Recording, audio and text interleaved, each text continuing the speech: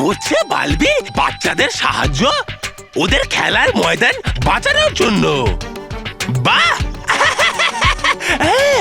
এক্ষুনি গিয়ে শোনাচ্ছি এই খবর পরিভয়ঙ্করকে।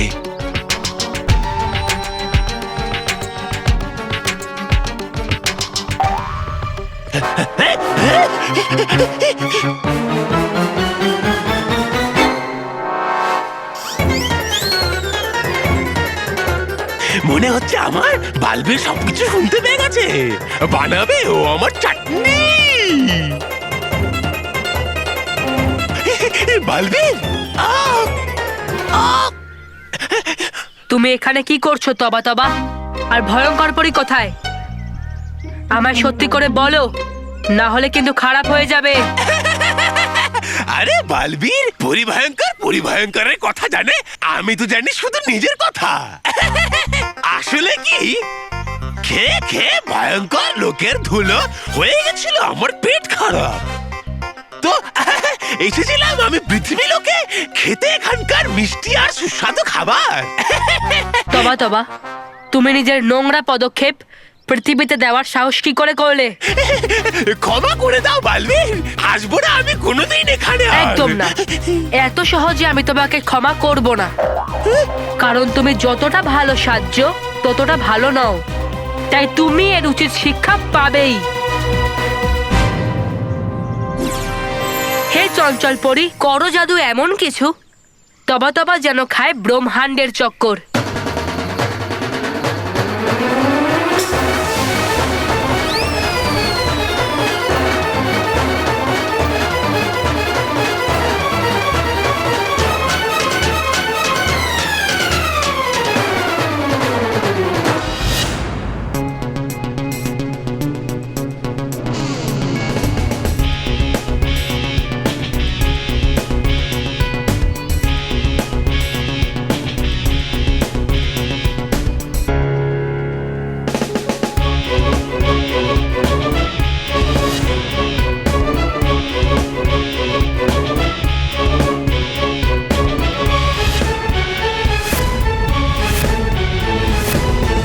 তোমাদের এটা মনে হয় না যে আমি একটা খুব বাজে লোক?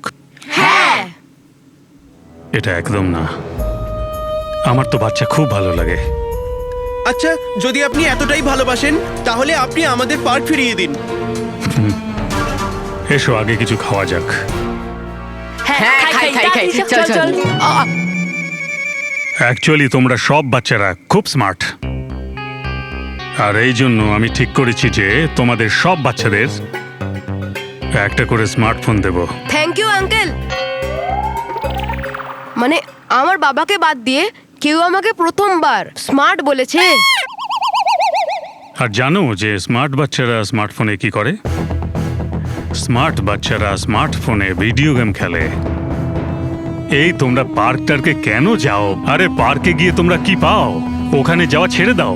আচ্ছা আঙ্কেল, তোমার দাদাগিরি চললো না তাই এখন আমাদের ঘুষ দিয়ে বানাতে চাইছো? এরকম একদম না বাবা। এরকমই। তুমি নিজের স্মার্টফোন তোমার কাছেই রাখো, আমাদের চাই না। আমাদের শুধু নিজেদের পার্ক চাই। হ্যাঁ, আর এই লড়াইটা আমরা শুধু আমাদের অধিকারের জন্য নয়, সব বাচ্চাদের জন্য লড়ছি যারা পার্কে খেলতে যায়। আরে তুমি বলো, যদি পার্কই না থাকে তাহলে এই পুচকেগুলোকে আমি পার্ক থেকে বের করব কি করে? হ্যাঁ, মানে আমাদের পার্ক থেকে কেউ বের করতে পারবে না। হ্যাঁ, ওই পার্কটা আমাদের ছিল, আমাদের আছে, আমাদের থাকবে। হ্যাঁ,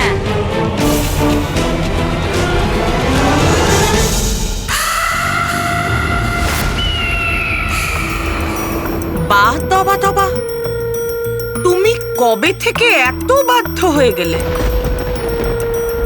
আমার আদেশ মেনে তুমি সারা রাত এভাবেই দাঁড়িয়ে থাকলে?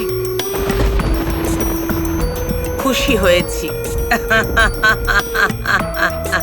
ভয়ঙ্কর খুশি হয়েছে। যাও, ক্ষমা করলাম তোমাকে।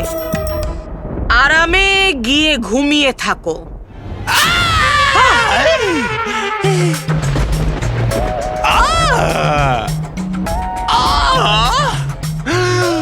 বেজে গেল আমার হাড়ের বাজনা।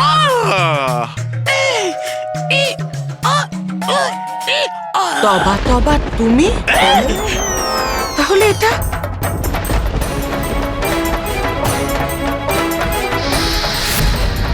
পুতুল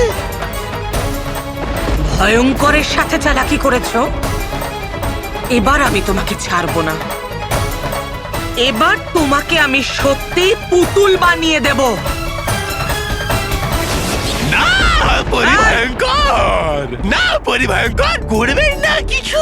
আরে প্রথমে তো শুনে নিন এই গরিবের পুরো কথাটা। গেছিলাম আমি পৃথিবী লোকে, দেখেছিলাম আমি বালবীর আর বাচ্চাদের। তো জানেন কি আপনি যে বালবীর কি বলেছে বাচ্চাদেরকে?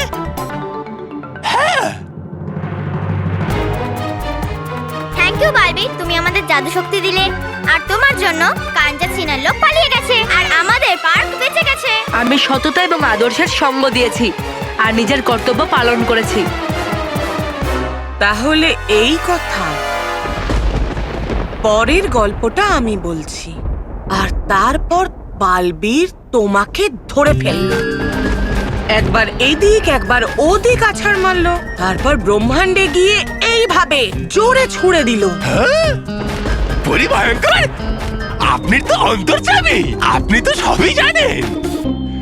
কত কষ্ট করেছি, কত ধাক্কা খেয়েছি পরিভয়ঙ্কর, কার জন্য? আমার জন্য? হ্যাঁ, আর কেই বা আছে আবার?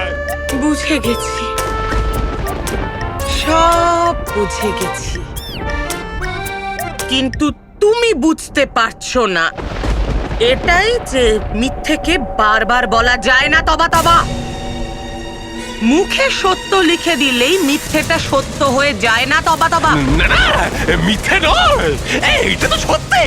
না, এখনো অবধি এটাই তো মিথ্যে, এবার এটা সত্যি হয়ে যাবে।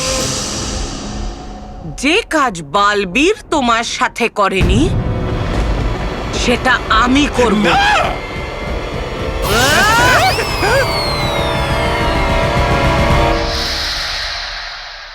ঠিক আছে, যেমন তোমাদের ইচ্ছে। আঙ্কেল, ক্ল্যাপ আমাদের করা উচিত। আপনি কেন করছেন? পার্ক আপনি আমাদের দিচ্ছেন না। হ্যাঁ। হ্যাঁ, ক্ল্যাপ ক্ল্যাপ ক্ল্যাপ।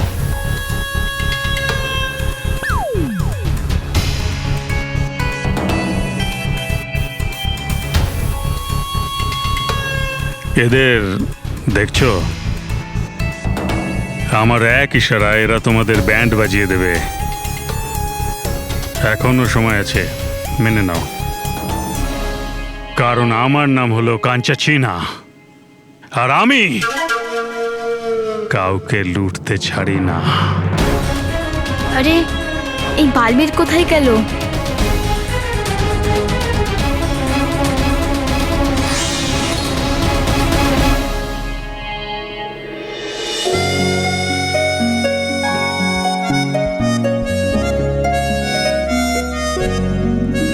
ও চিনা আঙ্কেল, তুমি আমাদের ধমকি দিও না। ভুলে গেছো পার্কে কেমন ব্যান্ড বাজিয়েছিলাম? আবার ব্যান্ড বাজাবো নাকি? হ্যাঁ? প্যা প্যা প্যা প্যা প্যা প্যা প্যা। আরে ভাই, এরা আমার ব্যান্ড বাজাতে এসেছে, একটু এদের ব্যান্ড তো বাজাও আর আমি বার্গার খেয়ে নিই। আরে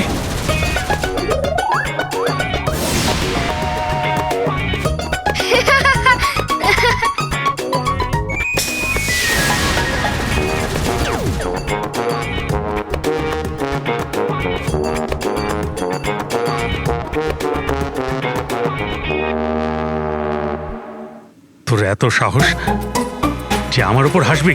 এখনই দেখাচ্ছি।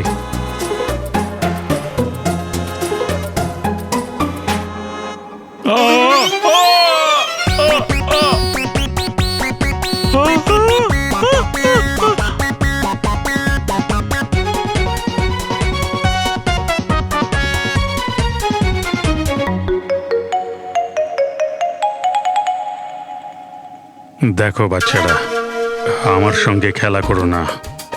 তোমরা ফুলের মতো আর আমি কাঁটা। যদি ঢুকে যায় না তাহলে অনেক ব্যথা হবে।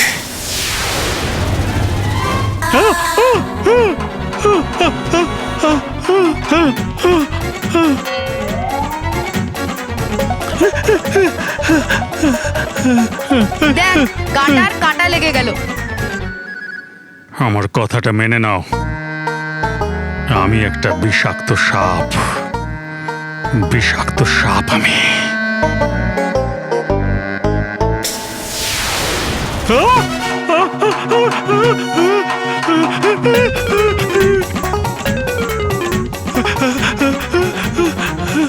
তোদেরকে তো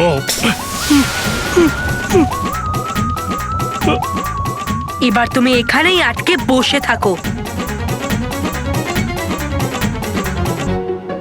আরে মারো এদের, দাঁড়িয়ে দাঁড়িয়ে মুখ কি দেখছো?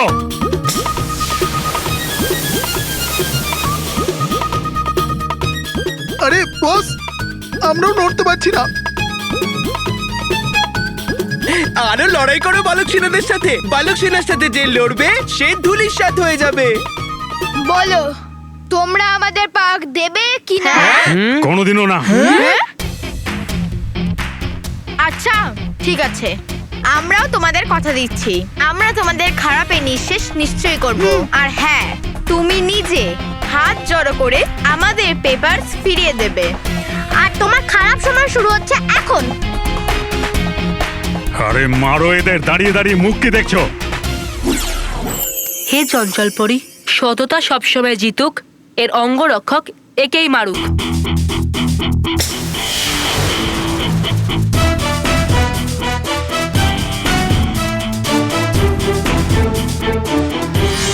এসো এসো, মারো এদের, মারো এদের। আরে আমায় কেন মারছো?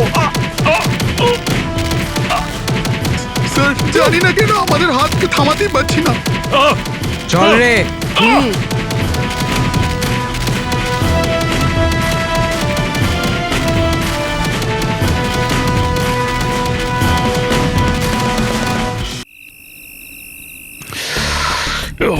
এরা বালক সেনা না, শয়তানদের সেনা। আমারই গার্ডদের দিয়ে আমাকেই মার খাইয়েছে। অনেক ব্যথা দিয়েছ বাচ্চারা আমাকে, কিন্তু আমি কথা দিচ্ছি আমার এই ব্যথার 10 গুণ বেশি ব্যথা আমি তোমাদের দেব। আমার নাম কাঞ্চা চিনা। আমি কাউকে লুটতে ছাড়ি না।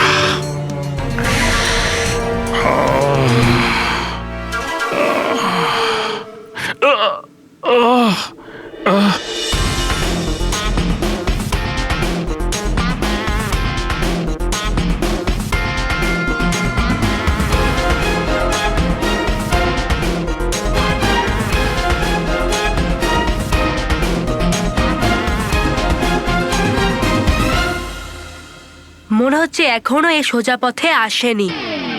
একে তো উচিত শিক্ষা দিতেই হবে।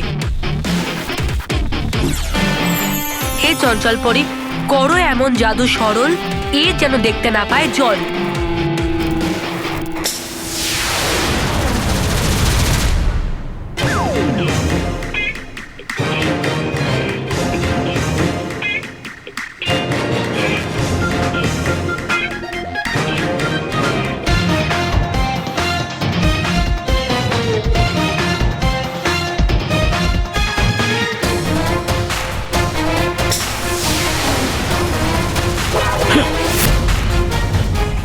কি হচ্ছে আমার সঙ্গে? কি হচ্ছে? আমি সবাইকেই জল ঘোল সবই খাওয়াই, শুধু তোমাকেই খাওয়াবো না।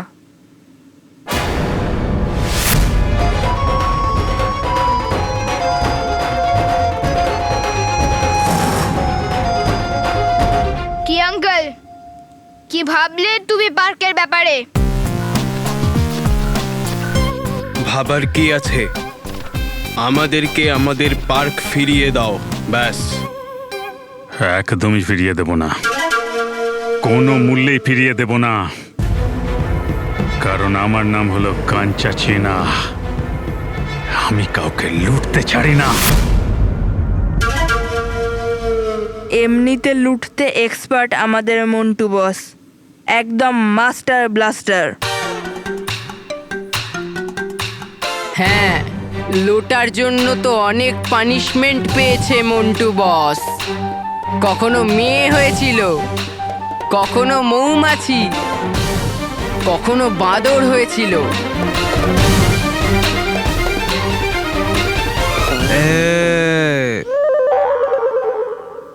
বলো আঙ্কেল, তুমি কি হতে চাও? বরং এটা জিজ্ঞাসা করার কি আছে?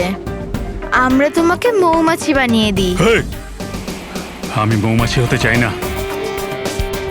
তাহলে বাদর বানিয়ে দিই? তাহলে আমাদের সাথে তোমারও পার্ক কাজে এসে যাবে। না, আমরা ওনাকে মেয়ে বানাবো। চুপ! আমি কিছু হতে চাই না।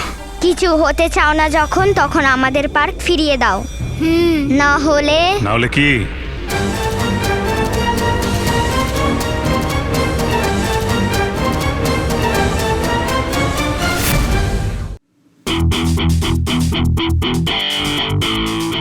আমাদের পার্ক আমাদের দিয়ে দাও। হেই, আমাদের পার্ক আমাদের দিয়ে দাও। এই ওখানে দাঁড়িয়ে যা। আমাদের পার্ক আমাদের দিয়ে দাও। আমি বলছি দাঁড়িয়ে যা। আমাদের পার্ক আমাদের দিয়ে হেই, দাও। ওখানে দাঁড়া। আমাদের পার্ক আমাদের দিয়ে দাও। আমাদের পার্ক আমাদের দিয়ে দাও। দেখাচ্ছি।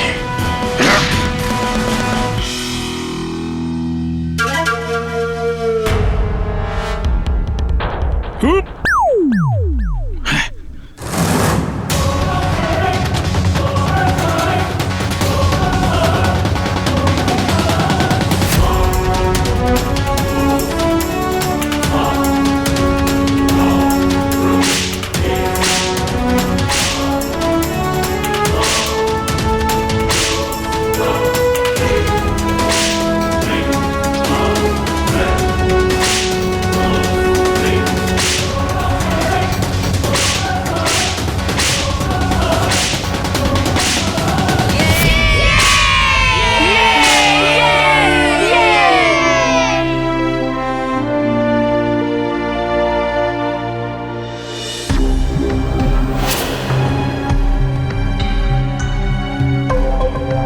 বেলটা এখানে চলে এলো না তো?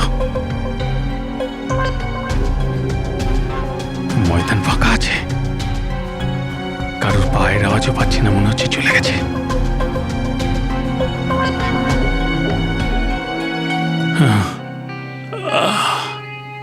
সারা জীবনে এরকম মার কোনোদিন খাইনি। বিশ্রাম করে নি একটু।